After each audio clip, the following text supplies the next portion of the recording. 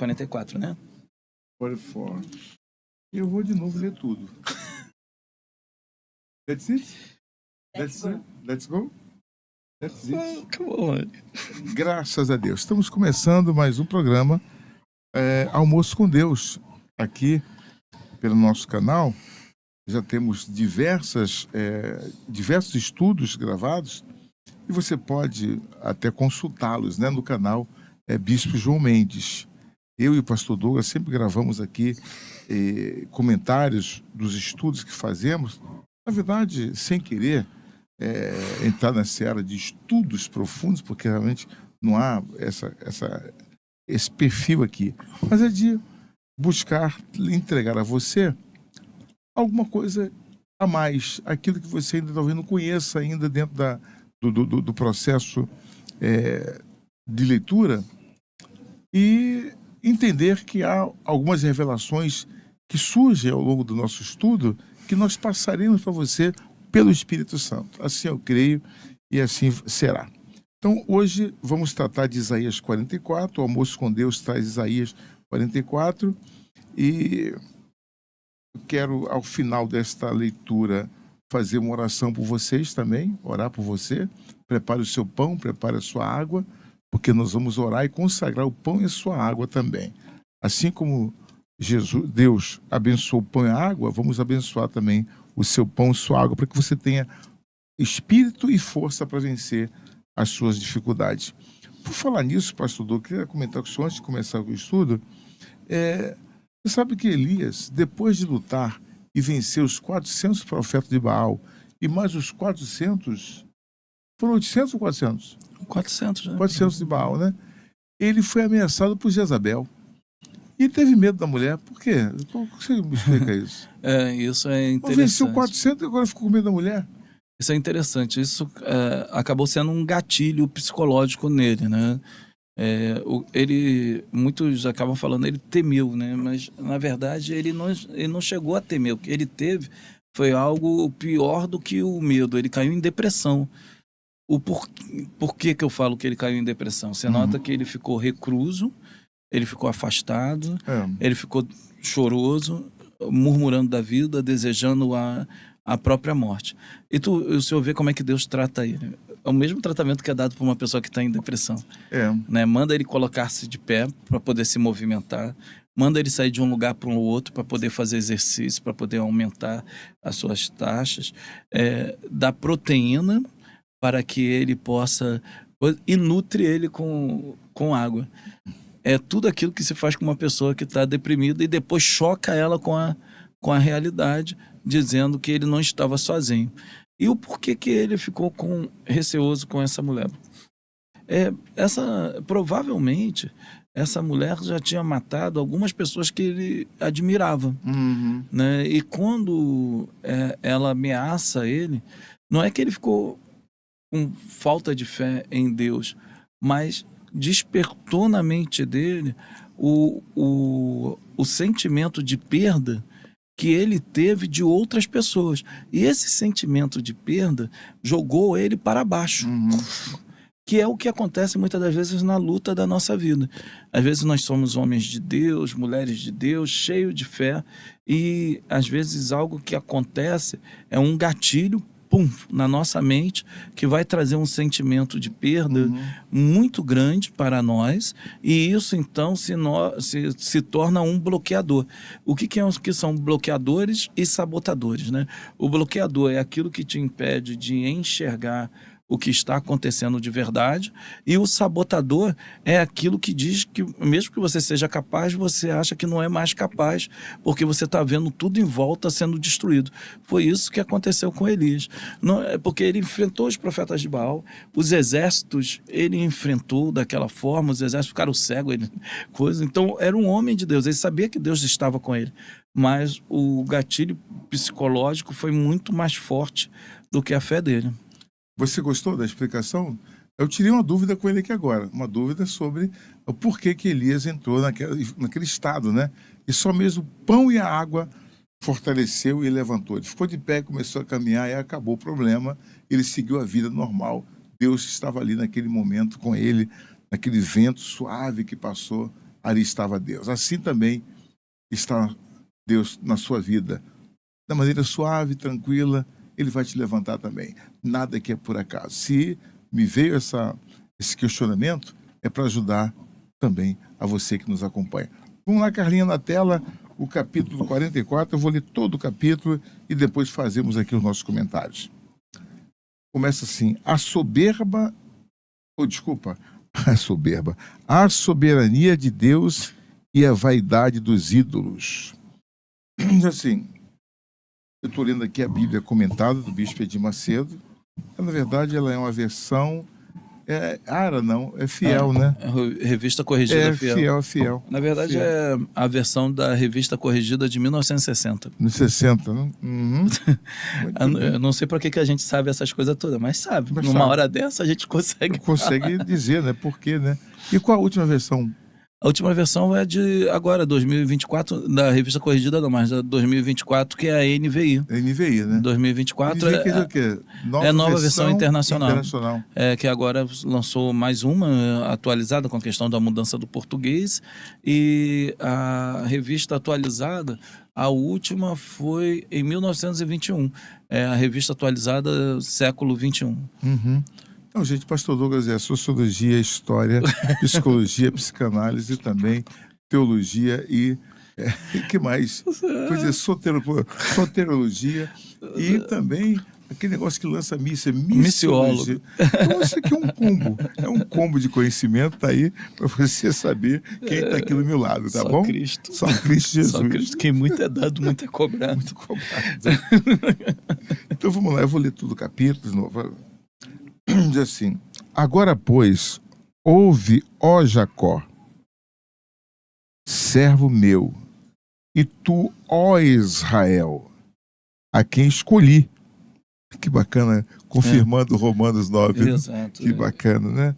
Assim diz o Senhor, que te criou e te formou desde o ventre, e que te ajudará. Não temas, ó Jacó, servo meu, e tu, Jesurum, a quem escolhi.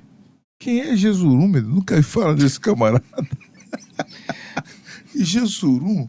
De onde veio esse Jesurum? Eu vou checar aqui no dicionário, mas eu creio que seja Jerusalém. É isso mesmo, também acho que seja. Vamos lá. Versículo 3, Carla. Porque derramarei água sobre o sedento e rios sobre a terra seca.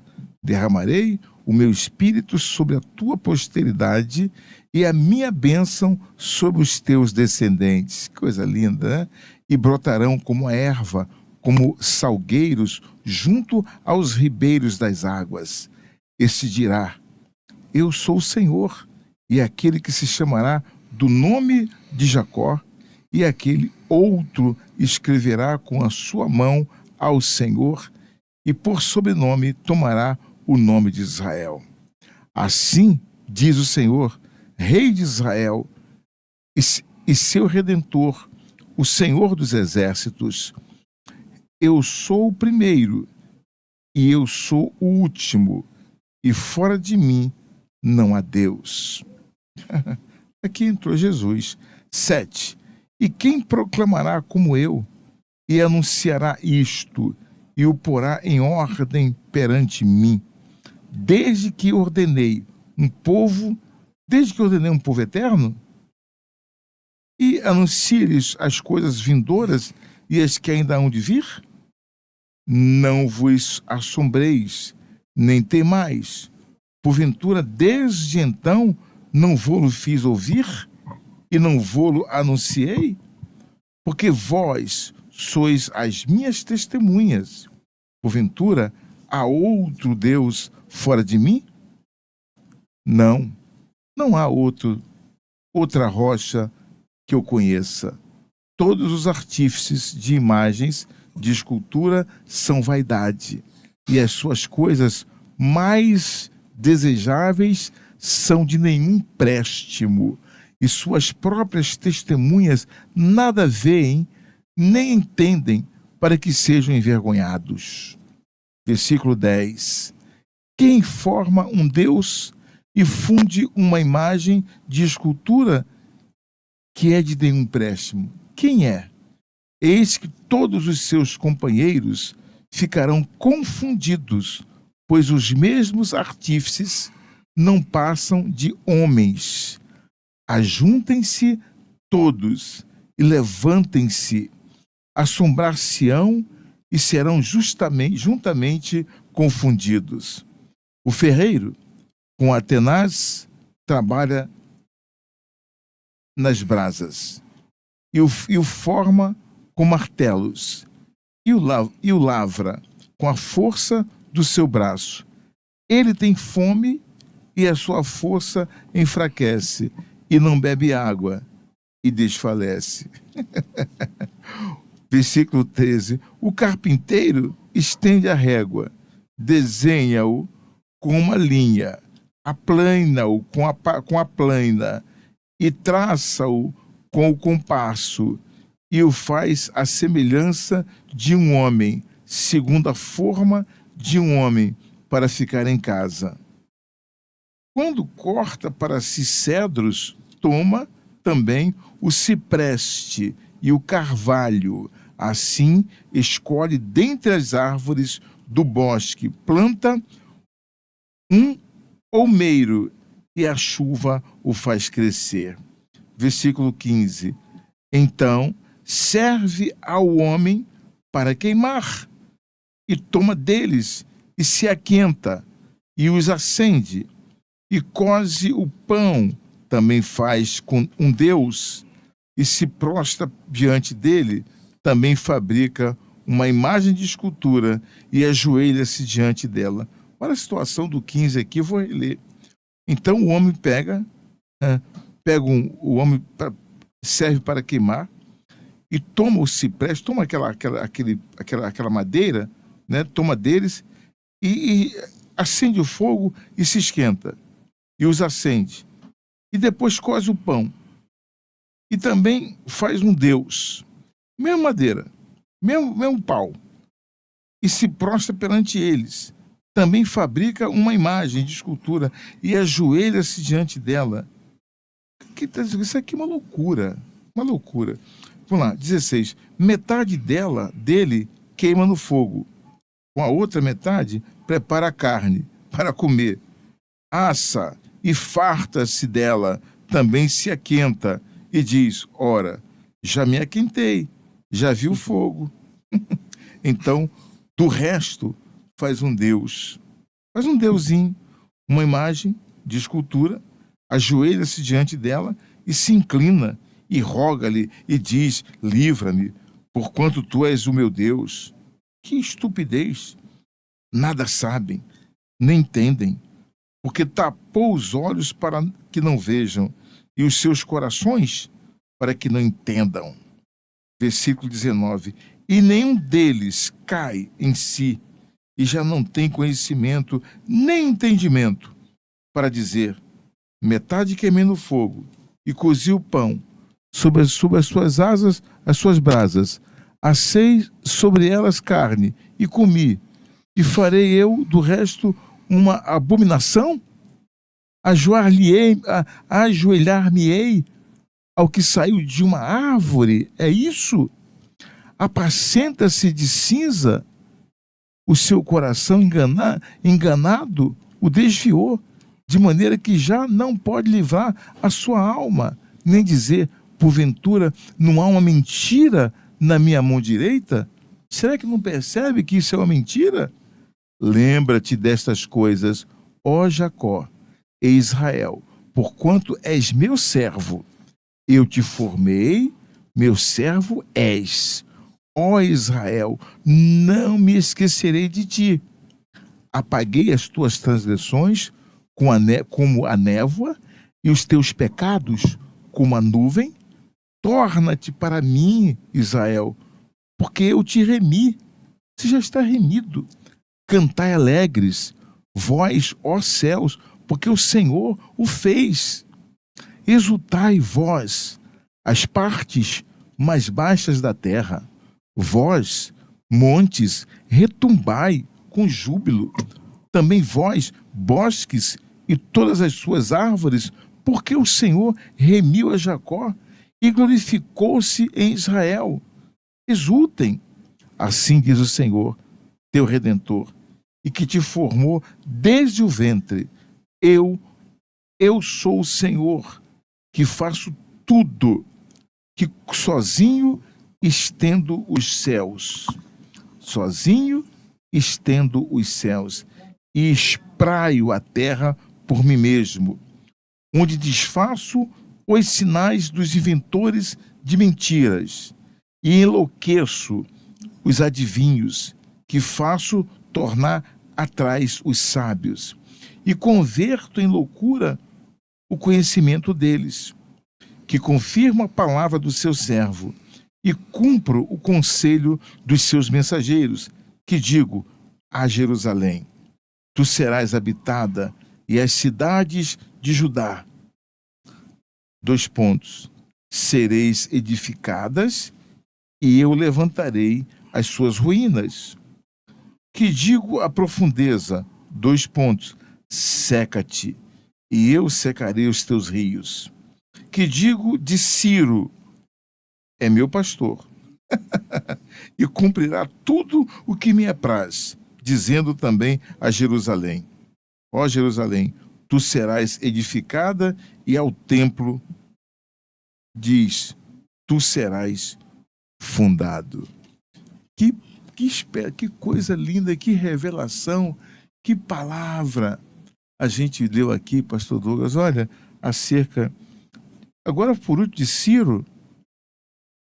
Ele fala de Ciro, fala, tu é o meu pastor. E a gente vê como Deus faz o que quer, da maneira como Ele quer, e como Ele desenvolve do seu jeito. E como ele faz remir aquele que o criou, aquele que Ele ama. Senhor, tu me amas, ó Deus. Eu sei que tu me amas. Cuida de mim. Com o Senhor, pastor Douglas, agora. Tudo que eu quero é o amor de Deus para a minha vida. Quando nós falamos, né, de Deus, ele acaba no final falando sempre ao nosso coração.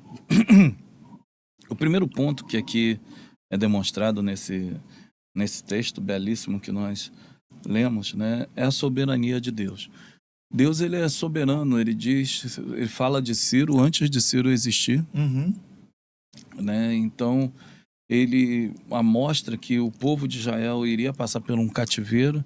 E o porquê que o povo de Israel... Ciro é filho de Dario? Não sei, bispo, não sei dizer, não. Depois a gente vê. Posso daqui a pouco ver isso aqui, jogar no... Joga aqui no Google. É que dia 30 agora, depois de amanhã, hoje é dia 24, né? Semana que vem, vai entrar na Univer, nosso canal de comunicação da igreja, o filme de Neemias, uma história linda, né? Quando ele retoma a Jerusalém para fazer o que Deus está falando aqui, para recuperar, para restaurar Jerusalém, fundar e refundar Jerusalém depois do ataque de Nabucodonosor. Ele é filho de Cambises. Esse é o nome do caboclinho do pai dele. Lá. Cambises. Né? Dario, na verdade, né, na Bíblia, né, quando a gente fala de Dario, às vezes as pessoas têm uma certa confusão. Dario Medo, né? Ele é conhecido, provavelmente foi um governante dentro de uma província, entendeu? Que era a responsabilidade dele. É por isso que acaba no final as pessoas achando que era um império e tal, mas não, era apenas um governante local. Bom, então vamos. Agora, né, ele diz, agora, pois, ouve, ó Jacó, servo meu, e tu, ó Israel, a quem escolhi. Deus, ele já começa falando para eles, olha, foi eu que escolhi vocês. Né? Não adianta vocês tentarem se desviar para outros deuses, não adianta vocês quererem outra situação, não adianta vocês fazerem algo que eu não queira, porque vocês só vão fazer aquilo que eu quero. E se vocês não se despertarem para mim, eu vou fazer vocês se despertarem para mim. Como aquele despertador antigo que despertava, que acordava não só você, mas o teu vizinho. A vizinhança toda. Também, né? Tremia, tu chegava a tomar um susto quando aquilo... dava um tapa assim em cima. Só que esse daqui tu não consegue encostar e muito menos travar ele. Ele só para depois que você está está disperso, ele diz, despertado, perdão. E ele diz: assim diz o Senhor que te criou e te formou desde o ventre e que te ajudará. Olha que coisa linda isso.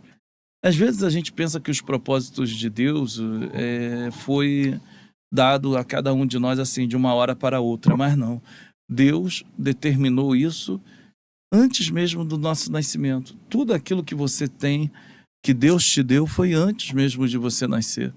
O cuidado do seu pai e da sua mãe, se você teve pai e mãe que te amou, começou contigo no ventre. Mas Deus não. O cuidado de Deus para a tua vida começou antes mesmo de você nascer. E o mais, tem aqui: não temas. Eu me lembro de Josué, né, quando Deus fala para ele, né, não temas, né, seja tu forte, né, seja forte e corajoso, que tudo aquilo que Deus tem para a tua vida, você precisa de 3 coisas. Primeiro, não temer, porque tudo se levantará contrário a você. Então, não temas. Segundo, ser forte, porque não é pelo fato que Deus te deu algo que você não terá de lutar. Não para conquistar, mas para tomar posse. Deus já conquistou para você, mas há necessidade de você derramar muitas das vezes o sangue, o suor e a lágrima no campo de batalha para que você conquiste aquilo que Deus já te deu. E por isso que a gente não pode temer, por isso que nós não podemos ser fracos, né? E por isso, né, não temas, seja tu forte e corajoso. E é interessante falar ser corajoso. Ser corajoso é muito além de não ter medo. É se lançar ao desafio crendo que a vitória virá de uma maneira insondável. Seria como se eu estivesse na beira de um precipício e pulasse para chegar no outro lado, sabendo que Deus faria um caminho debaixo dos meus pés, mesmo sem haver caminho nenhum. Isso é ter coragem, né, que está ligado com a fé. Então, ser forte e corajoso, não temais, porque Deus tem algo para a tua vida. Foi Ele que te formou. Ele fala isso para Israel. E aqui, Yesurum, em hebraico, né? Se eu estiver enganado, vocês me perdoem. Yesurum veio na mente, eu joguei aqui, mas não achei nada a respeito. Mas Yesurum, essa palavra está em hebraico, no livro de Deuteronômio, era utilizada de uma maneira carinhosa para Israel, para chamar Israel de reta, de algo maravilhoso, feito de forma perfeita, né? Muitos tem também uma cidade que hoje se chama Erzurum, que é na Síria também geograficamente, mas aqui na verdade não é concernente à cidade, é concernente a Israel, esse apelido curioso que Deus dá. Eu me lembrei eu não achei o versículo, né? Eu vou achar, mas está ali no finalzinho do livro de Deuteronômio, que diz, né, Gessurum, você ficou gorda, né, vaidosa, ou seja, acabou desprezando a Deus. Porque derramei água sobre o sedento e rios sobre a terra seca. Derramarei o meu espírito sobre a tua posteridade e a minha bênção sobre os teus descendentes. Oh, que maravilha! Deus é aquele que traz a provisão daquilo que você tem necessidade física, mas Ele é aquele também que traz a provisão para aquilo que você tem plena necessidade espiritual. A água derramada sobre terra seca é a necessidade física. E a necessidade espiritual para que você venha enxergar o caminho que tu deve andar é dado através do derramar do Espírito Santo. E para a posteridade também. Sim. E a minha bênção sobre os teus descendentes. Coisa linda. E aqui ele tem promessas de prosperidade para Israel, desde que Israel pudesse voltar novamente para ele. Ele diz, este dirá, eu sou o do Senhor. Do Senhor. E aquele que se chamará do nome de Jacó, e aquele outro escreverá com a mão: eu sou do Senhor, e por sobrenome tomará o nome de Israel. Isso aqui é maravilhoso, porque sabe o que demonstra? Que Israel estava vagando como se fosse um indigente, bispo. E Israel não era uma indigente. Ela foi formada pelo próprio Deus. Ela teve a sua identidade dada pelo próprio Deus, mas ela se comportava como uma indigente. E por que Israel se comportava como uma indigente? Porque Israel não queria servir apenas a Deus, ou até mesmo, não queria mais servir a Deus. Israel queria servir a outros deuses e desprezou o único que era o seu próprio Redentor. No versículo 6 diz: assim diz o Senhor, Rei de Israel e seu Redentor, o Senhor dos Exércitos: eu sou o primeiro, eu sou o último, e fora de mim não há Deus. E isso daqui ecoa também ao nosso coração. Quando nós começamos qualquer projeto, bispo, primeiro é Deus. A gente não começa para depois orar a Deus, mas depois a gente primeiro tem de entregar a Deus. E por último, é Deus também.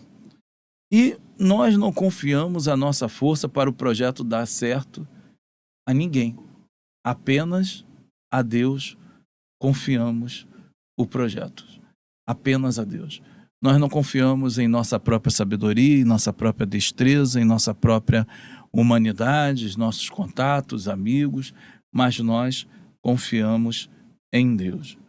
Eu tive um exemplo disso agora há pouco tempo, se permitir abrir só um testemunho. O meu filho, né, teve uma dificuldade, meu filho mais novo, o Ariel, concernente à barbearia dele lá, mediante a uns problemas geográficos lá, acabou sendo envolvido, teve de fechar ali a barbearia, essas guerras que nós temos na cidade do Rio de Janeiro. E fechou a barbearia, ele estava muito triste e abatido. E ele começou a ver um monte de lugar. E eu falava: Ariel, não é esse. Ariel, não é esse. Ele: pai, mas a gente... Eu falei: filho, não é esse, calma. Deus vai dar o lugar certo. E Deus tinha me direcionado para um local. Mas o local estava com o negócio funcionando. Eu falei: vai ser aqui, Ariel. Se não for aqui, o meu coração, eu quero... Deus está tocando que vai ser aqui. Mas se não for aqui, vai ser lá no outro. E o Ariel falou assim: pai, mas tá aqui, cara. Isso aqui não vai abrir coisa. Vende bolo pra caramba aqui nesse lugar. Semana passada, eu passei, a moça desistiu do local. Foi embora porque o lugar cresceu, ela vai para um lugar maior. Aí eu cheguei lá, conversei com o moço e vamos alugar a loja para ele lá. Ele falou: pai, mas como que Deus faz isso? Eu falei: não sei, filho. Eu sei que a gente entrega na mão de Deus e confia nele, que o mais ele fará. Aí estamos lá, né? Eu dei a minha palavra de fé, que tudo começa na fé. Vou dar os 2 meses de aluguel, não sei como, mas eu sei que Deus vai prover. Aí ele falou: pai, mas eu falei: filho, não se preocupa, porque Deus já proveu. Se Deus não tivesse tocado no meu coração, eu não iria fazer. Mas o porquê que eu falei isso? Porque muitas das vezes nós queremos resolver os nossos problemas, as nossas queremos ter soluções de maneira humana. E nós temos de ter pela fé, bispo. É pelo Deus que nós servimos, é Ele o nosso Rei, é Ele o nosso Redentor. É Ele aquele que pode fazer, é Ele que tem o poder em suas mãos. Não são os ídolos. Por isso que logo abaixo ele começa a falar dos ídolos, né? Ele vai falar da parte estranha das outras nações, e ele começa a falar daquilo de como é feito um falso Deus. Ele diz: olha, eles vão lá na mata, eles cortam uma árvore, e a pessoa que corta a árvore, se não beber água, ela cai. Ela não tem poder nenhum, mas ela faz um Deus, mesmo sendo uma pessoa que se não beber água, ela morre. Mas ela criou um Deus. o outro vem, alisa um pouquinho.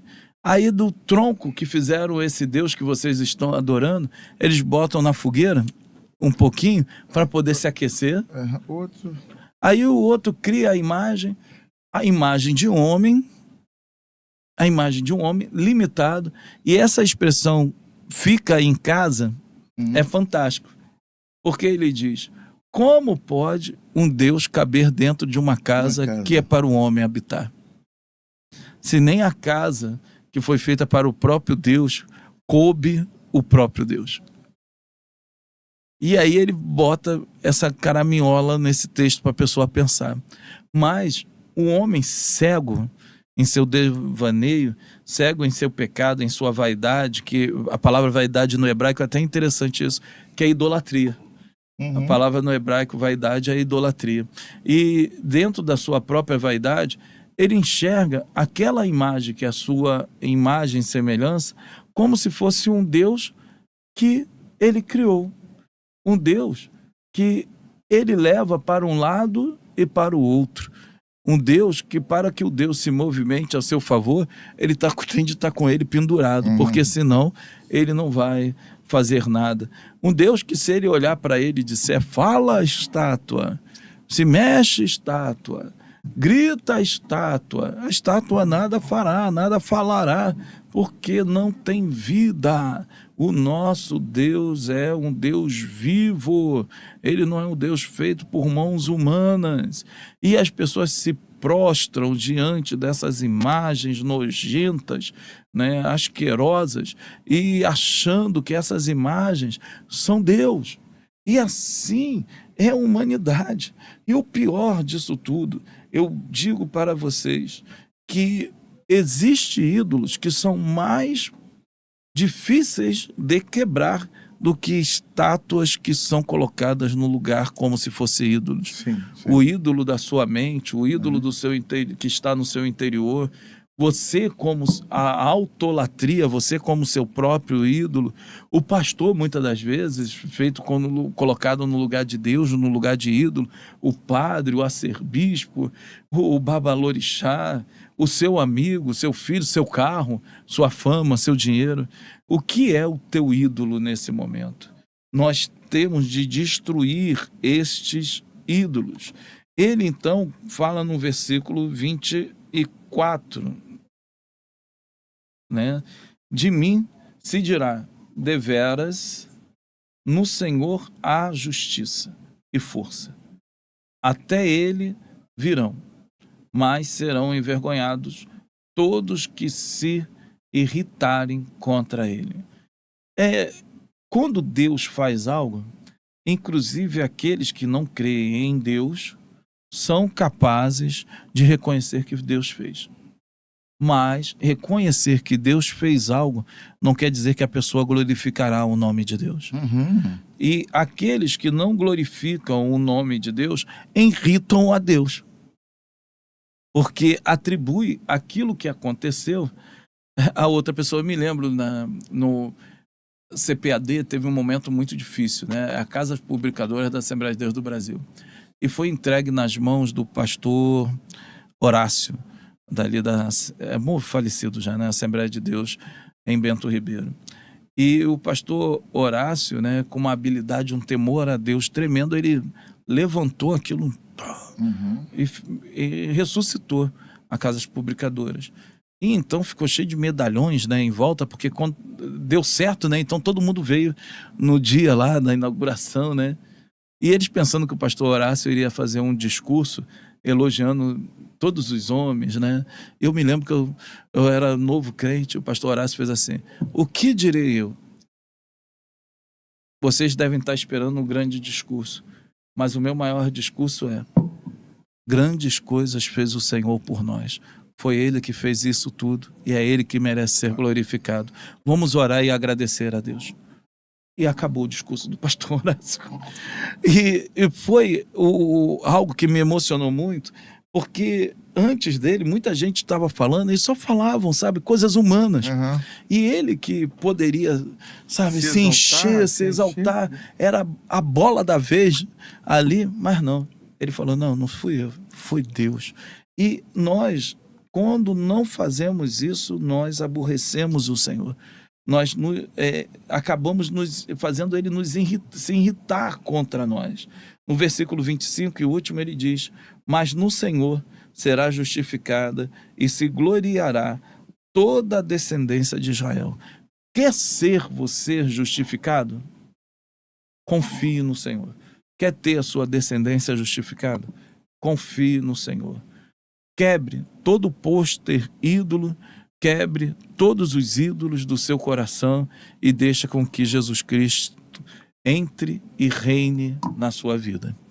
Aqui, para fechar, pastor Douglas, já acrescentando, quer dizer, corroborando com o seu comentário, tem aqui o bispo Macedo, ele fala aqui, ó, com relação a esse finalzinho, né, até o 20. Então, assim, sobre a idolatria. Deus afirma ser o único soberano Senhor, mas ainda assim as pessoas empreendiam suas forças para fabricar ídolos, para se protegerem. Quer dizer, a pessoa faz ídolo, faz o pato A, faz pato B, faz imagem disso, imagem daquilo, e nada disso é aprovado por Deus. Nenhuma nação humana poderia ser mais insensata do que essa, pois era óbvio que os falsos deuses não tinham discernimento, poder, nem sensibilidade para conhecer as necessidades e os sonhos dos seus adoradores. Como é que eu faço uma imagem de pau, ou mesmo de gesso, ou de pedra, ou de metal, e eu vou pedir aquela imagem que faça por mim uma coisa? Que sensibilidade tem um pedaço de pau? Que sensibilidade tem aquele gesso desenhado, bonitinho, muito esculpido, muito bacana? Você sabe que eu fui numa loja outro dia, uma farmácia, muito famosa aqui no Rio de Janeiro. Quando eu olhei para cima, estava lá uma imagem de gesso, cheia de flores em volta e tal. Alguém colocou ali. E eu passei a observar, em toda essa rede, as pessoas usam essas imagens, né? Parece uma coisa assim que a pessoa se estriba naquilo, ela confia nessa sua crença de que aquela imagem esculpida em gesso é uma deusa. E aí eu fico pensando, meu Deus, que... É uma questão de raciocínio lógico, né? Quem é que tem mais poder, o Criador ou a criatura? Mas o desconhecimento, a cegueira do mundo, a cegueira que o diabo impõe às pessoas, fazem a ficar desse jeito. É uma coisa assim que dá pena. Quer dizer, o desafio de Deus continua em nossos dias. Qual a razão de muitos se ajoelharem diante de uma imagem feita pelo próprio homem? Coitado do pessoal do Nordeste, né? Enfim, tantos ídolos por aí afora, aí no Brasil, e em Portugal, e não sei mais aonde, no mundo todo. O mundo todo é assim. É verdade. Vem dessa cultura que é cultura... O homem tem um vazio no seu coração do tamanho de Deus, né? Então, quando esse homem, pelo seu pecado, não consegue reconhecer a Deus, enxergar a Deus, ou ver Deus que se revela a ele, ele cria Deus, um Deus, para si mesmo, para poder saciar o vazio. É o caso do bezerro de ouro, lá quando Moisés subiu até o Monte Horebe, né, para receber instruções de Deus acerca do seu comportamento e como deveria se conduzir ao longo daquela caminhada. Por demorar 40 dias e 40 noites, o povo entra em desespero. E diz assim, não, então não tem Deus aqui. Então façamos um Deus para nós adorarmos. Eu quero adorar um Deus. E aí Arão manda tirar as argolas, os anéis de ouro, bota no fogo, queima e, curiosamente, sem ele querer, sai um bezerro. Que coisa, que diabo é esse? É interessante essa... Bezerro de ouro. Essa questão, porque não era uma imagem de um Deus. O bezerro nada mais, nada menos, o chifre, né, na cultura hebraica e egípcia também, significava força e poder. Ou seja, não era a imagem de um Deus, era o símbolo da força de um Deus poderoso. Representado por Só que era uma imagem. de um que é o bezerro, né? Um bezerro, de um animal. Pô, Aí tu vê a mente do infeliz. Por que não botou um zebu, um boi grande? Aí a mente, né, da pessoa faz essa imagem, aí as pessoas vão começar a adorar.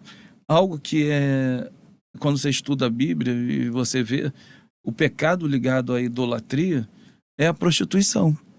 Uhum. O vício. Porque a idolatria, ela nada mais é do que uma vaidade, ela nada mais é do que uma prostituição, e a prostituição nada mais é do que um vício. Aí você começa a ver as portas que são abertas em comunidades que têm um nível de idolatria alto, né? Pequeno, médio e alto, dentro de casas. Você começa a ver destruições de família, vícios. Prostituição, tudo, né? Por causa da idolatria. Aí fala assim aqui, olha, se o Todo-Poderoso criou a madeira, criou o ouro, criou a prata e tudo mais que há na natureza, significa que ele está acima dela. Somente o Deus Criador deve ser invocado e adorado, pois é o único que pode nos ouvir, socorrer e se revelar por meio da sua palavra. Ele diz assim: vinde a mim os que estáis cansados, oprimidos, sobrecarregados, e eu vos aliviarei. Então há um Deus que é sensível, é o Criador de todas as coisas. Por que eu vou deixar de adorar o Criador para adorar as coisas criadas por Ele? Olha o erro onde está. Você percebe, você que nos acompanha, percebe esse erro? Então, converta-se dessa maldade e abraça o Senhor Jesus, que você não vê, que eu nunca vi, mas a fé me diz que Ele existe e que o Espírito dele habita em mim e Ele quer habitar também em você. Invoque-o enquanto está perto, enquanto se pode achar, porque vai chegar um tempo que muitos vão querer e não vão mais achá-lo. E aqui, só para concluir, sobre Ciro, o Ciro, rei da Pérsia, foi escolhido por Deus para cumprir o seu propósito de derrubar o Império Babilônico, destruir as nações inimigas de Israel e libertar Judá do cativeiro.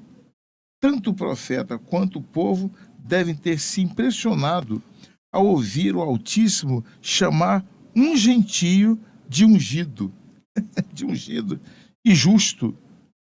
Mas isso não significava que Ciro era um homem fiel ou temente, e sim que ele serviria de instrumento para o Senhor realizar o que deseja. Brasil, Brasil, nós estamos vivendo isso aqui, Brasil, né? Vivendo um governo que Deus escolheu com um propósito qualquer. Toda autoridade é constituída por Deus. É Ele que levanta. Eu disse isso para um amigo, eu sei que você queria tanto um outro presidente, mas Deus levantou ele. Então é o seguinte, oremos por ele e que Deus abençoe o nosso Brasil. O nosso Ciro está aí. Hoje nós estamos aqui em 24 de setembro de 2024. O Brasil tem um governo estabelecido por Deus. Então que Deus abençoe o governante do Brasil. Vamos orar agora por todos. Se você preparou o copo com água, preparou o seu pão, vamos agora consagrá-los em nome de Jesus. Oremos. Senhor nosso Deus e Pai, em nome de Jesus, nós estamos na Tua presença, meu Pai. E a Tua palavra diz e nos assegura que onde houver duas ou mais pessoas reunidas no Teu nome, o Senhor se faz presente no meio delas.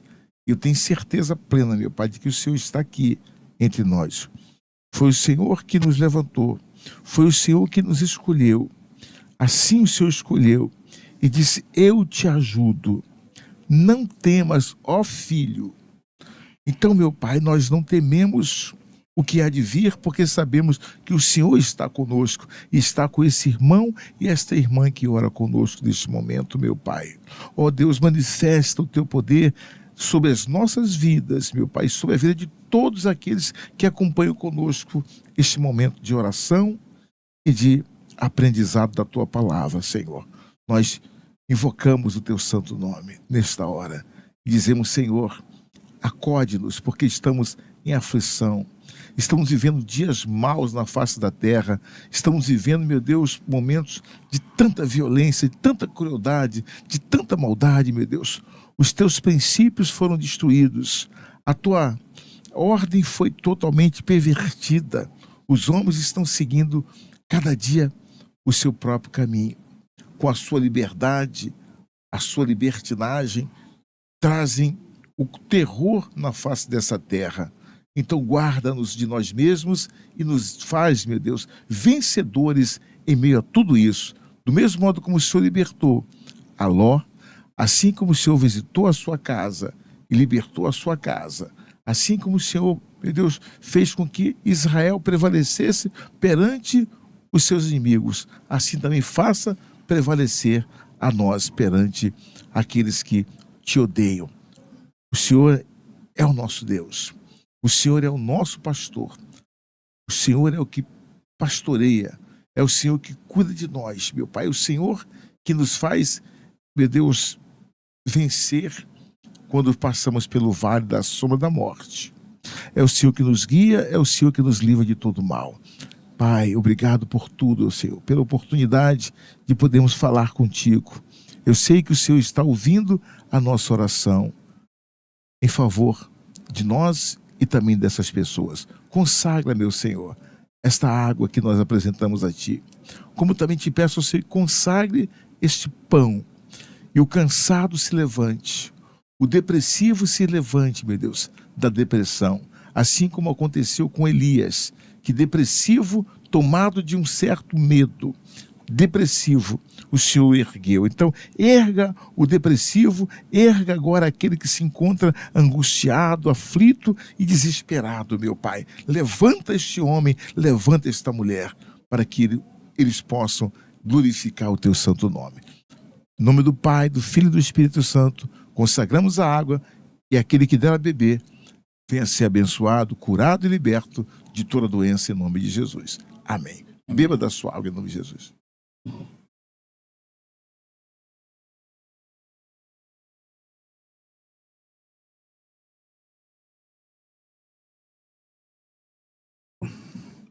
Graças a Deus.